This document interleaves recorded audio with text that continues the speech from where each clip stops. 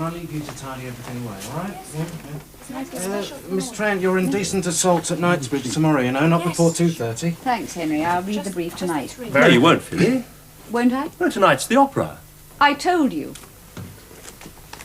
But it's Pavarotti and Contrebass. We're in the Grand Circle. Darling, the seats cost me more than you'd get for 2 indecent assaults.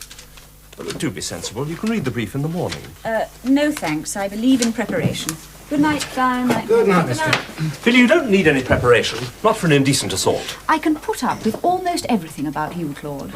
I don't mind you driving at 20 miles an hour with your hat on and your seatbelt fastened. I can take long descriptions of your triumphs. Excuse me. Good night. Good night, Henry. Cheerio, See you tomorrow. Your triumphs in a hire purchase case over dinner. I can live through a whole weekend in Guildford with your mother. And I'm even prepared to accept your blind and unquestioning devotion to Mrs. Thatcher. But one thing I will not put up with. Oh, yes, and what's that? Racial prejudice. Good heavens, I'm now going home.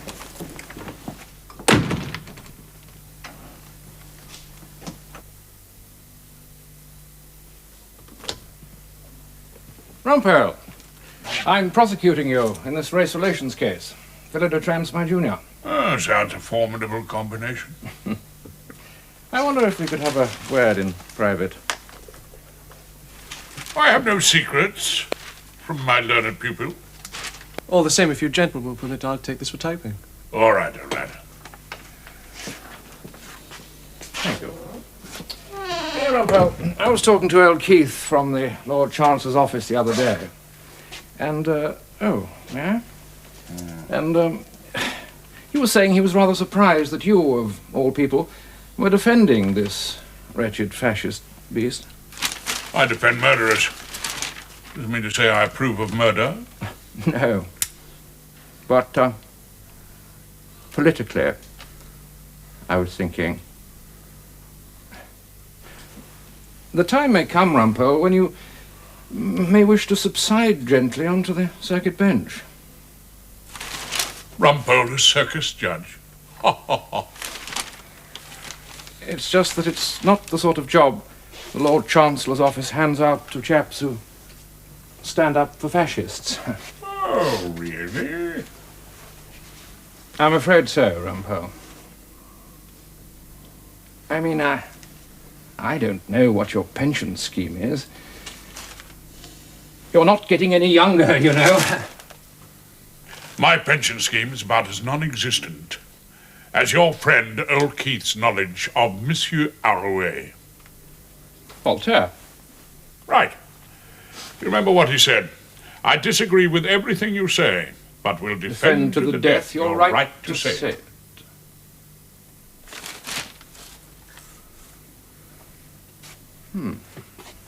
Perhaps you might like to read that out to the jury when you open the little matter of the Queen versus Captain Rex Parkin. Well, Diane, there's this king, and his best friend falls in love with his wife. Oh, yes. And the friend joins a band of conspirators and kills the king at a masked ball. Un ballo in maschera, you follow. That's the last act. It sounds terribly sexy. Yes, well, I suppose it is, really. It certainly has the finest love duet in the entire Verdi canon. You'd enjoy it, Diane. I'm sure I would. Good. Excellent. Well, it starts at 7 o'clock. They're first-class seats, incidentally. £20 each in the Grand Circle. Oh, I'm sorry, Mr. Erskine Brown. I can't go with you. My boyfriend's taking me for a Chinese. Oh, really? You don't look Chinese to me at all. Sorry, what was that, Mr. Erskine Brown? Oh, nothing much. Just my little joke. Ah, Diane, I know it's late, but here's a short advice from Mr. Rumpole. Needs urgent typing. Khan? You're not... you're not an opera buff by any chance, are you? Excuse me, Erskine Brown? No, I was just wondering how much you cared about music. Opera, singing, that kind of thing. I once saw Lucia de Lammermoor in Lahore. A small touring group with the British Council. That poor lady going off a rocker. I found her very charming. Good. Well, come with me tonight. I've got a couple of tickets. I'm afraid I cannot tonight. I have a social engagement. Henry gone? Yes, Mr. Featherstone, I'm sorry. I say, Featherstone, Yes, Claude, what is it? I wonder if you'd like to make up a small party to go to Covent Garden. Well, sometime, I'm sure. I was thinking about tonight, perhaps. Well, what sort of a party? Well, just you and me. I've got a couple of tickets. Sorry, Claude, I've got some terrible do-on in the constituency. Ask us again. What did you say, what? Un ballo in maschera. Oh, well, that'd be a treat. Marigold's frightfully keen on ballet. Good night, Diane. Good night, Mr. Ferguson. Ballet. Mother.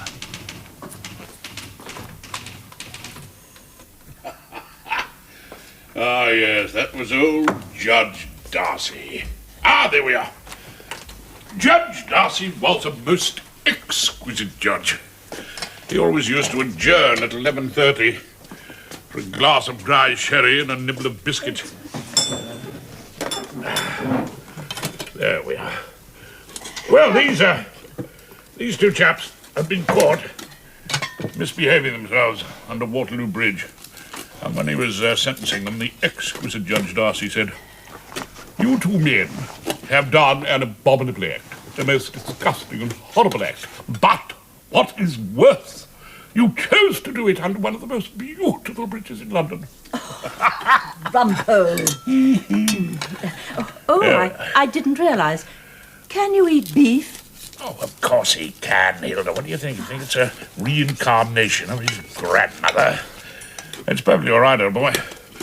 Got it at Sainsbury's. Roast beef of old England. Yeah. Perfectly fine. Suits me down to the ground. Good.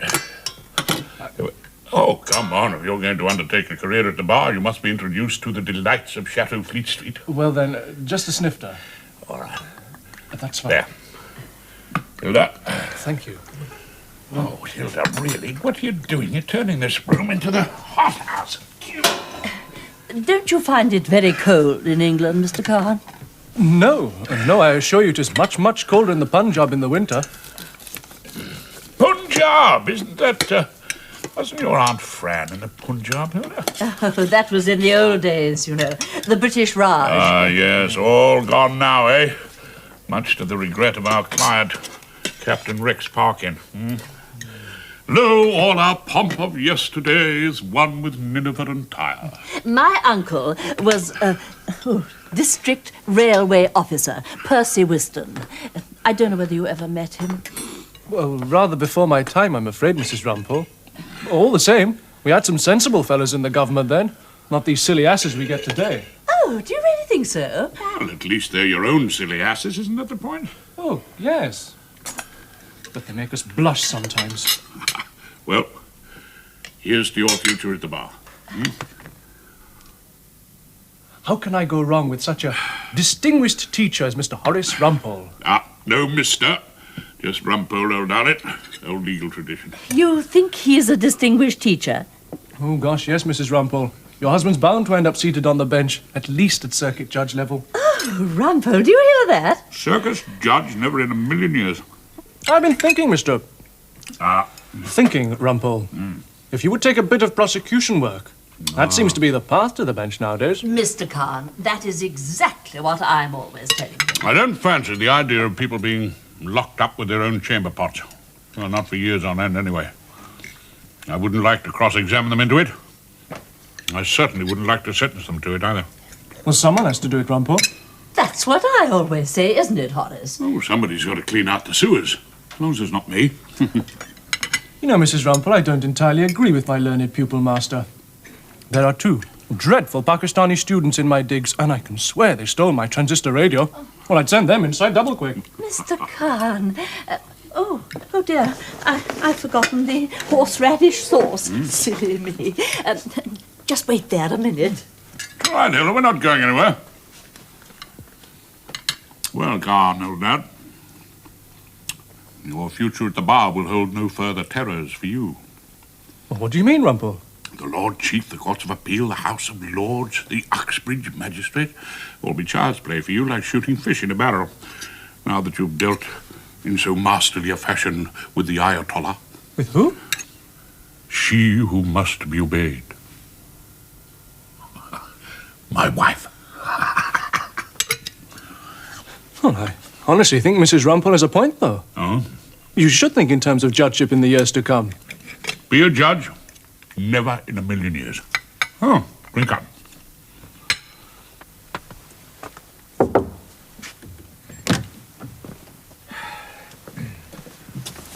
George? Morning, Dad.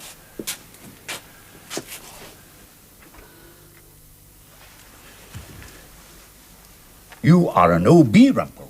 Is His Honour Judge Jimmy Jameson being gratuitously insulting? You were at Birkenshaw, weren't you? Birkenshaw, my old school. Oh, yes, indeed, Judge. A wind-blasted penal colony on the Norfolk coast where 13-year-olds fought for the radiators and the lumpy porridge. Haven't seen you at any of the old Birkenshavian dinners recently. No. You put on a very good show for us last year at the Connaught Rooms. I'm sorry, Judge. I have never been to an old Birkenshavian dinner. Some memories are too painful to be reawoken. This case going to last long, is it? 3 days, Judge. 3-4 days at the most.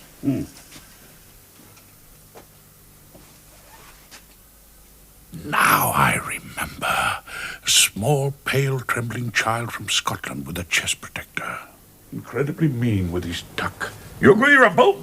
Yes, I quite agree, Judge. Just wanted to get the timing from you fellows. Hoping to get in a week's fishing, starting on Monday. You remember our last case, Rumpel? The Paddington affray. The crowd of piccaninnies scrapping with knives on Paddington Station. The only real worry was a passing white might have got hurt. Oh, dear. Oh, my ears and whiskers. We can hardly hope for a trial in the spirit of Voltaire.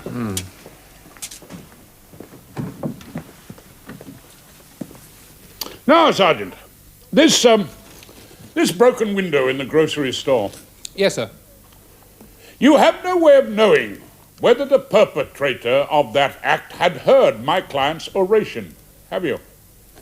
No, sir. No, so the window could have been broken by anybody. Yes, it might. A destructive schoolboy, for example. Perhaps. Let us hope he was not an old Birkenshavian, Mr. Rumpel. If your lordship pleases. Now, you say my client said something about blood. The answer is blood. But I couldn't hear all that clearly, sir. You see, my lord, there was a bit of a scuffle going on at the Yes, time. exactly. And the rival factions were yelling their heads off, were they not? Yes, sir. Yes. So, he might have said, the answer is in the blood. Well, really? My learned friend thinks there's any difference between the Let me phrase, the instruct answer... my learned friend. If he said the answer is blood, it could well have been an incitement to violence. Oh, well, I'm glad that my learned friend at least appreciates the point of the prosecution's case. But if he said the answer is in the blood, then he was merely referring to some supposed difference in racial characteristic, and the remark was quite innocuous. There is a clear distinction, is there not, Mr. Featherstone? If your lordship pleases. I'm delighted that my friend has at last grasped the nature of the defense.